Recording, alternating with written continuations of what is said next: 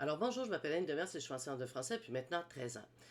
Dans cette vidéo-ci, qui s'inscrit dans une nouvelle playlist que je crée, une playlist dont l'idée m'est venue de mon garçon parce qu'il m'a dit « Maman, à cette épreuve-là, il y a toute une colonne qui repose sur les connaissances littéraires qu'on doit avoir et c'est souvent ce qui nous fait défaut. On n'arrive pas à tout mettre ensemble, les informations qu'on a reçues au cours de nos cours de littérature avant de se présenter à cet examen-là. » Donc voilà, ça commence aujourd'hui et ça commence par un document vraiment magnifique que j'ai trouvé sur Internet qui nous présente tous les sujets pour l'examen de littérature qui ont été soumis depuis 1996, OK?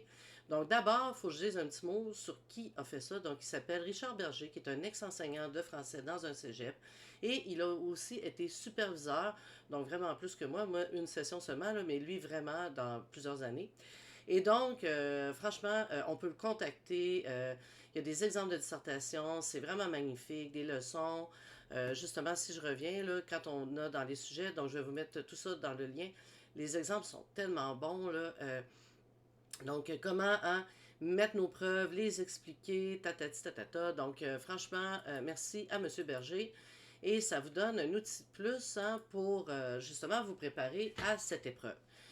Donc, mais moi, l'objet de ma vidéo versus son document à lui, c'est qu'il est ressorti des constats. OK? Et c'est ce que je vais vous présenter aujourd'hui.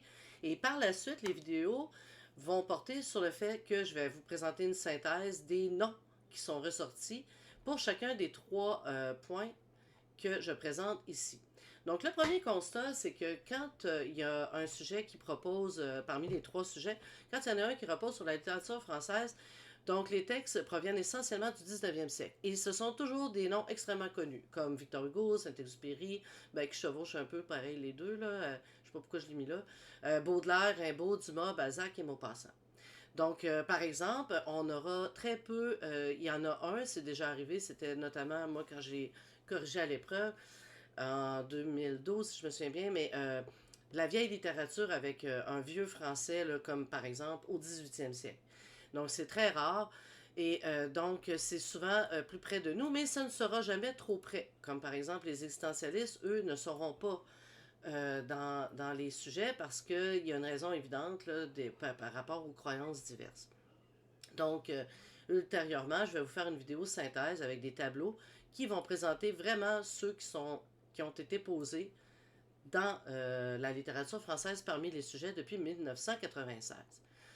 Du côté de la littérature québécoise, donc là, on est vraiment plutôt en trois temps. On a ce qu'on appelle aussi le 19e siècle, parce qu'avant le 19e siècle, il y a aussi le problème du français qui est utilisé. Honnêtement, j'en ai pas vu, mais j'en ai vu en exercice. J'ai déjà eu une élève qui a eu à lire Jacques Cartier et le Baron de la Hontan. Mais le décalage avec le français est un peu difficile, donc il fallait vraiment que je lui lise à haute voix. Donc, ce qui est ressorti dans les examens, c'est plus à partir du 19e siècle. Et là, on a comme deux courants qui s'opposent, à savoir la littérature du terroir et celle de l'antiterroir. Donc, le terroir est représenté par des personnes comme Lionel Groulx, l'abbé Casgrain et le roman de l'antiterroir, Lasquin et d'autres. Donc, je ferai des synthèses hein, qui auront rapport à ça aussi. Et là, on a une autre étape juste avant la modernité ici. Donc, on a l'étape du renouveau poétique.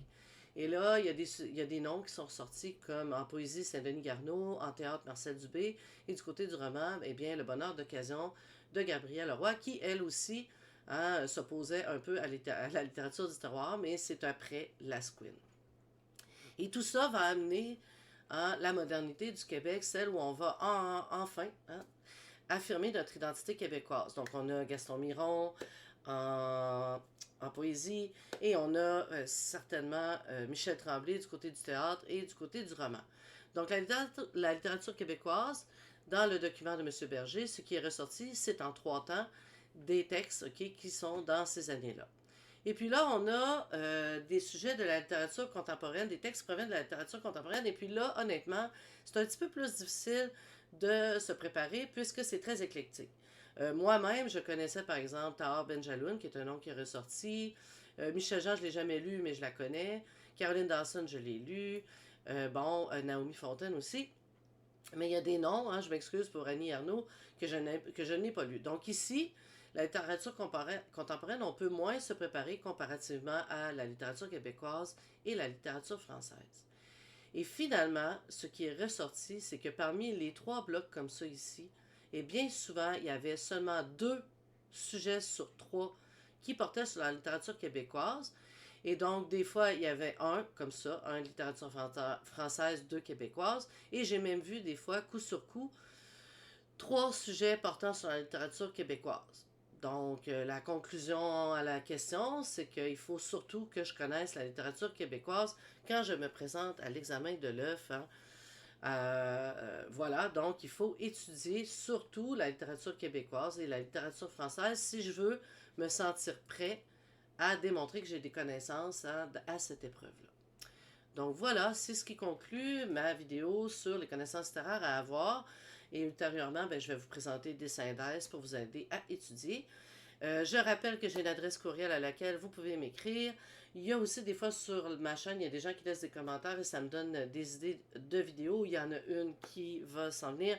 Je vais vous présenter vraiment comment découper mon temps pendant l'examen. Combien de temps je passe à l'élaboration du plan, etc. Donc, je vais faire une vidéo là-dessus. Je remercie tout le monde qui s'abonne, évidemment. Merci, ça me touche parce que je rêve d'avoir vraiment beaucoup d'abonnés. Mais dans tous les cas, je vous souhaite à tous un franc succès puisque, je le dis souvent, vos rêves vont passer par la réussite des examens de français. Alors voilà.